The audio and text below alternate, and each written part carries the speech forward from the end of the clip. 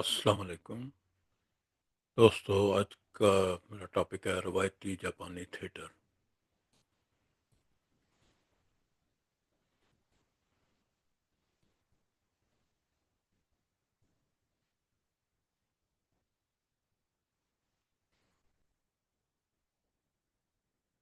بات کا آغاز میں اس طرح سے کروں گا کہ جاپانی تھیٹر کا شمار دنیا کے قدیم ترین تھیٹروں میں ہوتا ہے، اور صدیاں گزرنے کے باوجود اب بھی یہ اسی آب و تاب سے جگمگا رہا ہے۔ تھیٹر بھرے رہتے ہیں اور بغیر بکنگ کے جگہ نہیں ملتی۔ جب اپنے قیام جاپان کے دوران میرے استاد محترم جناب پروفیسر موری ہیرو متسودا مجھے اپنے بچوں کی طرح عزیز رکھتے تھے، انہوں نے یہ بھی ذمہ اپنے ذمہ لے لیا تھا کہ میرا جاپان کی خاص باتوں سے تعارف کروائیں۔ ہم استاد شاگرد کے رشتے میں بھی منسلک تھے اور بے تکلف دوست بھی تھے۔ ہم ایک دوسرے کی رفاقت سے لطف اندوز ہوتے تھے۔ یہ میری کتاب جاپان میں 5 سال کا ٹائٹل ہے۔ تو اس کے نچلے حصے میں جو تصویر آپ دیکھ رہے ہیں اس میں میرے ساتھ میرے پروفیسر صاحب کھڑے ہیں۔ تھوڑا سا میں بتا دوں آپ کو یہ موقع کیا تھا۔ میں نے جاپانی پی ایچ ڈی میں داخلے کے لیے جاپانی اگزام کا زبان کا امتحان پاس کرنا شرط تھی۔ تو اتنی مشکل زبان ہے، کسی کو امید نہیں تھی کہ میں پہلے ہی اٹیمپٹ میں سے پاس کر لوں گا۔ تو میں نے پاس کر لیا۔ اس پہ پروفیسر صاحب اتنے خوش ہوئے کہ میں لیبارٹری میں پہنچا تو دروازے میں پہلے ہی میرا استقبال کرنے کے لیے کھڑے تھے۔ تو یہ انہوں نے کہا پھر یہ بلیک بورڈ پہ لکھو کہ میں نے آج جاپانی زبان کا امتحان پاس کر لیا ہے، اور پھر سامنے کھڑے ہو کر انہوں نے یہ تصویر بنوائی۔ اچھا، اب آگے چلتے ہیں۔ تو ایک دن وہ کہنے لگے، حق تم نے 9 دیکھا ہے؟ میں نے کہا نہیں۔ کہنے لگے اس ہفتے کسی دن چلتے ہیں۔ بھلا مجھے کیا عار ہو سکتا تھا، نیکی اور پوچھ پوچھ۔ تو ہم چلے گئے۔ جب ہم 9 تھیٹر میں داخل ہونے لگے تو باہر نوٹس لگا تھا، تصویر لینا منع ہے۔ پروفیسر صاحب کو پتہ تھا کہ مجھے نوٹس پسند نہیں آیا، کیونکہ وہ میرے فوٹوگرافی کے شوق سے بخوبی واقف تھے۔ انہوں نے شرارتی انداز سے میری طرف دیکھا اور کہنے لگے، تم ہمیشہ ایک تصویر تو لے ہی سکتے ہو۔ مطلب یہ تھا کہ ایک تصویر کھینچ لو گے تو کوئی منع کرے گا نا۔ جاپان میں یہ تو نہیں ہوتا کہ کیمرہ چھین کر تصویر ضائع کر دیں۔ دراصل یہاں تصویر کی ممانعت اس لیے تھی کہ فلیش چلنے سے اداکاروں کی یکسوئی متاثر ہوتی تھی، یعنی فلیش چلائے بغیر تصویر کھینچی جا سکتی تھی، مگر اس نیم تاریک حال میں اس کا کوئی فائدہ نہیں تھا۔ تو بہرحال میں نے اپنا کیمرہ استعمال نہیں کیا۔ اچھا، روایتی جاپانی تھیٹر کی مندرجہ ذیل اقسام ہیں: نو، جسے نوگاکو بھی کہتے ہیں، کیوجن، پھر کابوکی ہے، اور پھر بنراکو ہے۔ تو بات کا آغاز ہم نو سے ہی کریں گے۔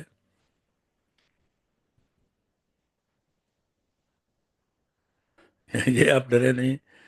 نو یا نوگاکو جاپانی کلاسیکل میوزیکل ڈرامہ ہے جس کی ابتدا 14ویں صدی عیسوی میں ہوئی۔ اسے قدیم چینی تھیٹر سے متاثر ہو کر شروع کیا گیا۔ اس کی بنیادی روحانی تصورات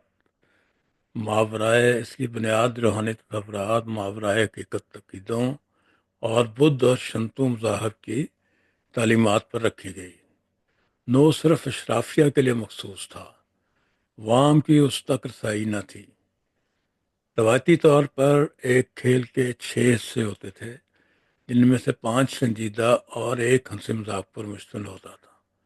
آج کل اسے مختصر کر دیا گیا ہے اور 3 حصے ہوتے ہیں، 2 سنجیدہ اور ایک مزاحیہ۔ تو اس مزاحیہ حصے کو کیوجن کہتے ہیں، جس کا ہم آگے جا کے بات کرتے ہیں۔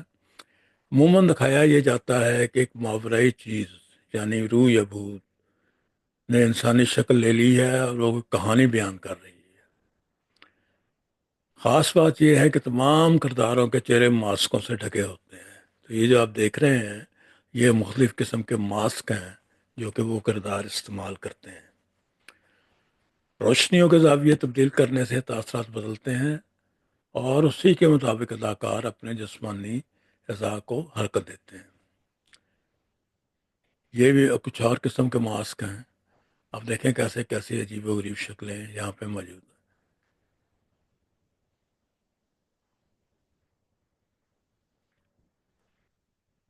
تو مرکزی کردار کو شیتے کہتے ہیں، ولن کو کوواکی، اور جو بیچ میں قدیم ساز استعمال ہوتا ہے جو کہ پس منظر میں بجتا رہتا ہے اسے حیاشی کہتے ہیں۔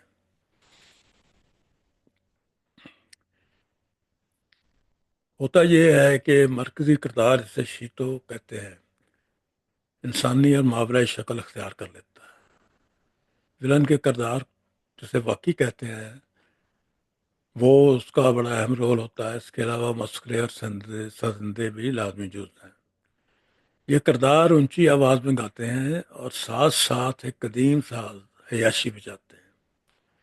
کردار کی مناسبت سے مختلف لباس پہنا جاتا ہے۔ یہ آپ دیکھیں کچھ تصویریں ہیں نو تھیٹر کی۔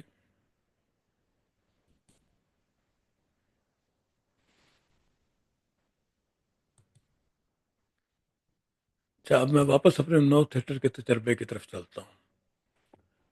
میں اور پروفیسر صاحب ہال میں داخل ہوئے تو رنگ کی طرف درمیان میں سٹیج تھا اور چاروں طرف لوگ بیٹھے ہوئے تھے۔ رنگ میں تو رسیوں کی رکاوٹ ہوتی ہے، یہاں ایسا کچھ نہیں تھا۔ اداکار لوگوں کے بیچ میں سے گزر کر سٹیج پر جاتے تھے اور اداکاری کرتے تھے۔ یہ کھیل ایک بڑے ہال میں ہو رہا تھا جس کے اوپر چھت تھی، مگر سٹیج کے اوپر بھی ایک ڈھلوانوں والی چھت تھی جو کناروں پر بنے چار ستونوں پر کھڑی تھی۔ یہ نو روایت کا حصہ ہے اور اس چھت کو مقدس سمجھا جاتا ہے۔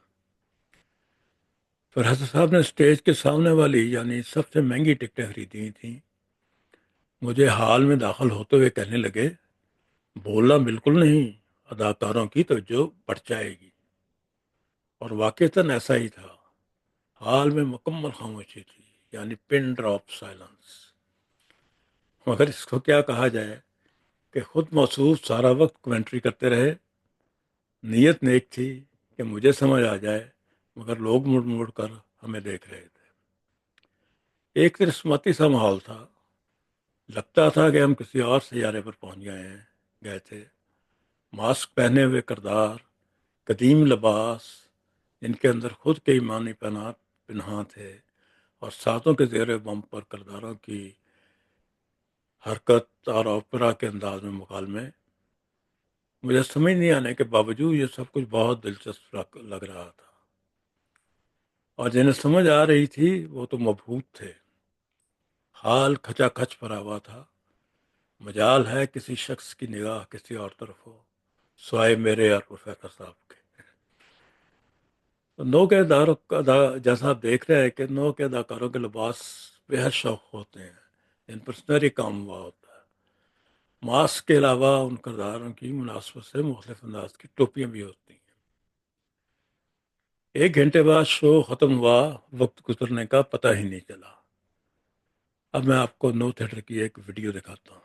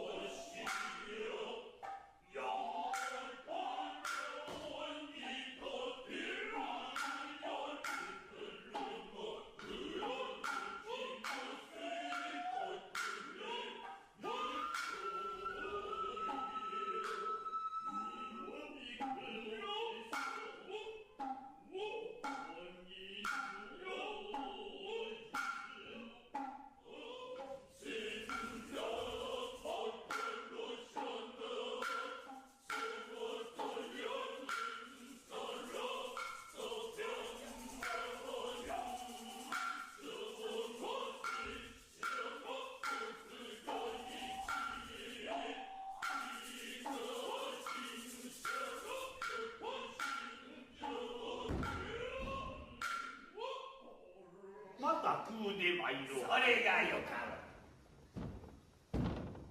う。さてこの度こそは水もが飲まねばならん。何とその手で飲まるるものか。飲まいでおく。飲まれはせぬわいらい。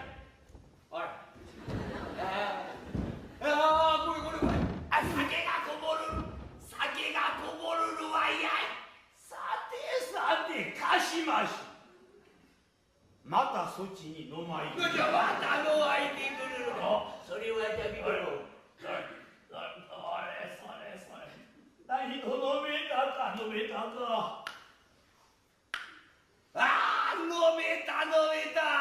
こりゃたぶればたぶるほど。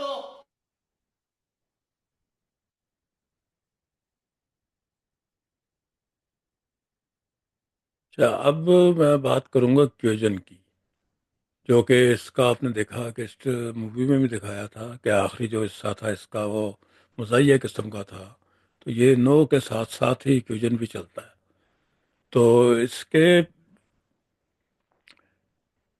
ये इसलिए कि माहौल को कुछ हल्का किया जा सके, इसमें मस्खरे होते हैं और बुनियादी मकसद लोगों को हंसाना होता है।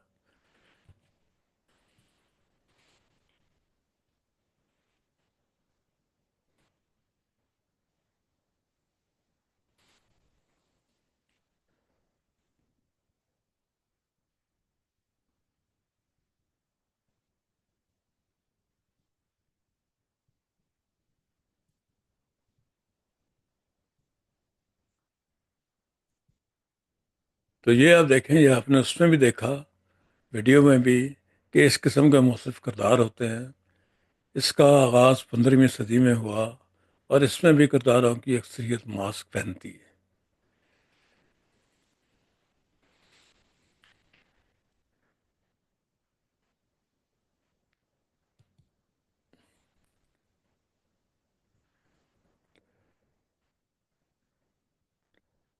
अच्छा जी, अब दूसरा जो नोट तो सबसे पुराना इनका रवायती खेल खेल है ना। फिर सबसे आप कह लें कि जो मकबूल है वो काबुकी है। तो प्रोफेसर साहब एक दिन मुझे काबुकी काबुकी भी दिखाने ले गए।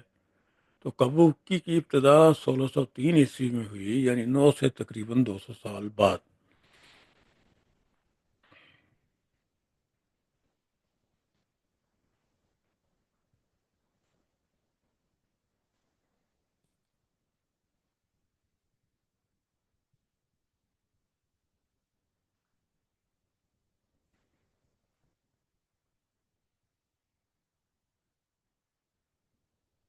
तो इसे क्योतो शहर की एक खातून जोमो ने दरिया के किनारे स्टेज लगाकर शुरू किया। दरअसल ये अवाम की तरफ से शराफिया के थिएटर नोह का रद्द अमल था। इसमें तमाम अदाकार ख्वातीन थीं और रोज़मर्रा के मसाइल को मौजू बनाया गया था। इसकी शोहरत जंगल की आग की तरह फैल गई और शाही दरबार तक पहुंच गई। शुरू में मर्दाना और जनाना दोनों किस्म के किरदार औरतें ही करती थीं, मगर 25 साल बाद ही औरतों पर मुकम्मल पाबंदी लगा दी गई। इसकी वजह फहाशी का फैलना था। औरतों की जगह नौजवान लड़कों ने ले ली, मगर यहाँ भी वही मसला आड़े आया। नतीजा ये हुआ कि 40-50 साल में ही तमाम किरदार मर्दों के ज़िम्मे लगा दिए गए और ये सिलसिला अब तक चल रहा है। ज़माना कदीम में कबूकी थिएटरों के आसपास की गलियों में चाय खाने और रेस्टोरेंट होते थे। आहिस्ता आहिस्ता तजारत भी शुरू हो गई और इस तरह काबुकी थिएटर जापानी तमद्दन का एक नुमायाँ हिस्सा बन गया। काबुकी का कैनवस बहुत वसी है, इसलिए उसे 9 से भी ज़्यादा मकबूलियत हासिल है। इसमें 9 की तरह सिर्फ 400-500 साल पुराने रूहों और भूतों के किस्सों को ही नहीं, जिंदगी के किसी भी पहलू को मौजू बनाया जा सकता है। दोनों में कई और बुनियादी फ़र्क हैं। 9 में मौसीकी को ज़्यादा अहमियत हासिल है, तो काबुकी में रक्स को। 9 में किरदार मास्क पहनते हैं, तो यहाँ चेहरों को रंगों से सजाया जाता है। اسی طرح نو کا سٹیج درمیان میں ہوتا ہے، مگر کبوکی کا ایک طرف جیسے ایک سینما ہال ہو۔ یہ اس کے مختلف کرداروں، یہ شو ختم ہونے کے بعد جس طرح ایک روایت ہے کہ لوگوں کے سامنے سب کردار آ کے انہیں اپنا ان کا شکریہ ادا کرتے ہیں، یہ ایک شو کا حصہ ہے۔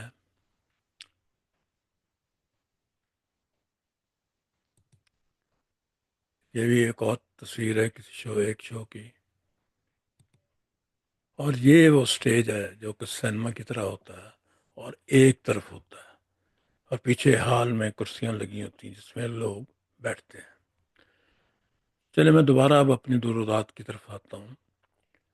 کابوکی تھیٹر میں داخل ہوتے وقت ہم انہی مراحل سے گزرے جو نو تھیٹر میں پیش آئے تھے، یعنی تصویر لینے کی ممانعت، مگر پروفیسر صاحب کی ایک تصویر کے بارے میں یاد دہانی، اور اسی طرح لوگوں کی معافیت قابل تجدید تھی۔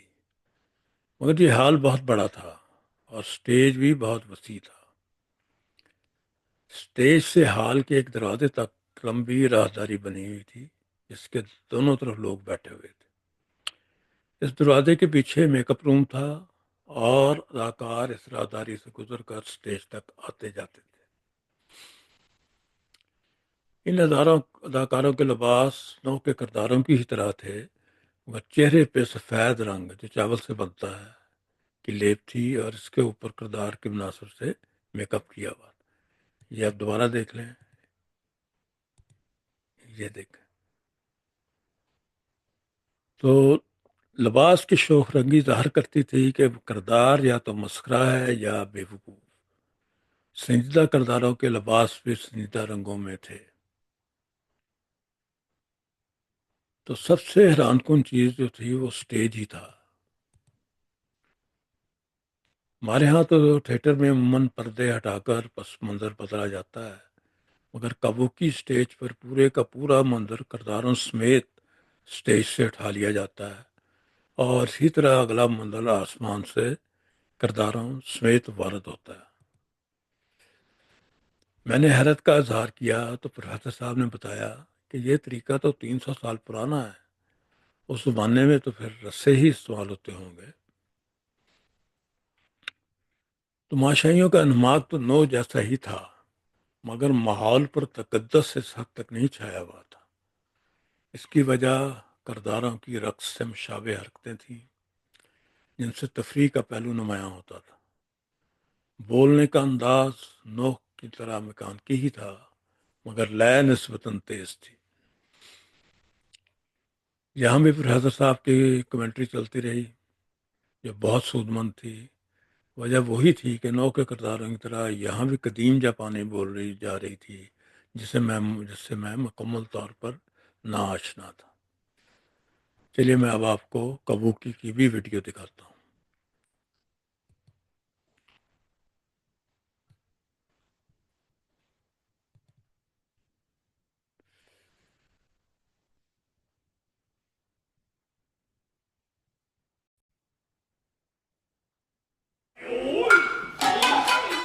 Kabuki is, well, what is it exactly?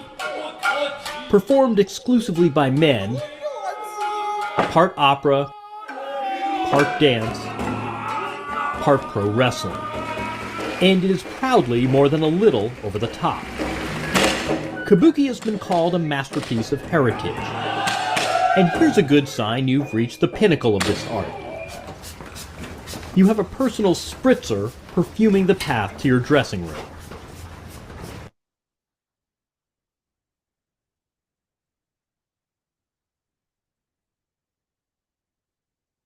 چلیے اب آگے چلتے ہیں۔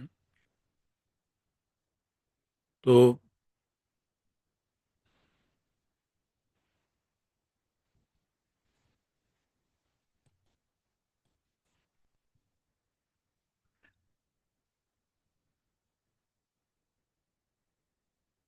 تیسرا جو روایتی کھیل ہے وہ بن راکو۔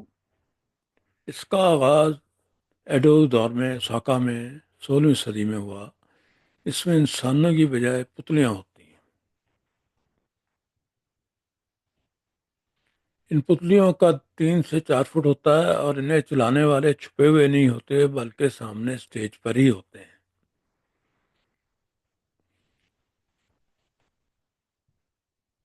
ان میں جو ڈائریکٹر ہوتا ہے اس نے رنگین اور شوخ لباس پہنا ہوتا ہے، جبکہ پتلیاں چلانے والے سیاہ لباس میں ہوتے ہیں۔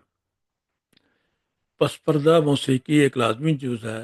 اس موسیقی کو شمیسن کہتے ہیں۔ تو اس کی بھی ویڈیو دیکھتے ہیں۔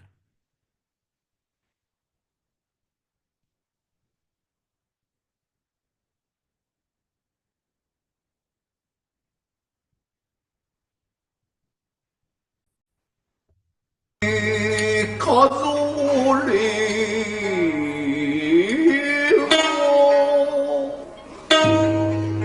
暁の七つの時がむつまり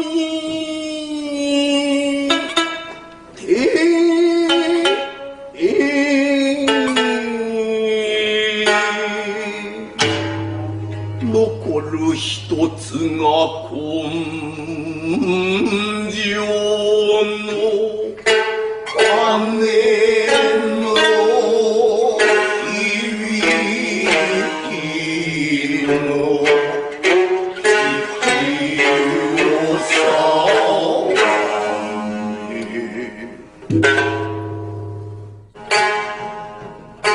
心中を決意し、あの世での再会を誓った二人。天神の森に最後の鐘が響くまで、二人は残された命の時を刻みます。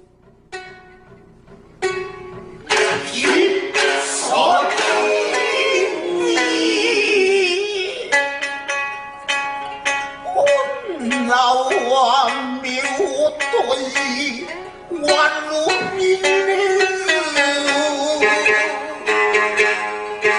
愛を殺して殺して覚امید ہے آپ کو آج کا یہ ولاگ پسند آیا ہوگا۔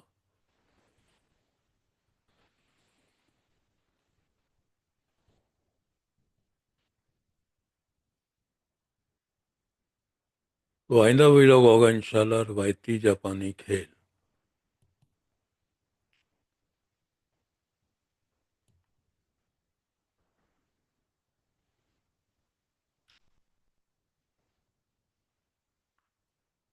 اللہ حافظ۔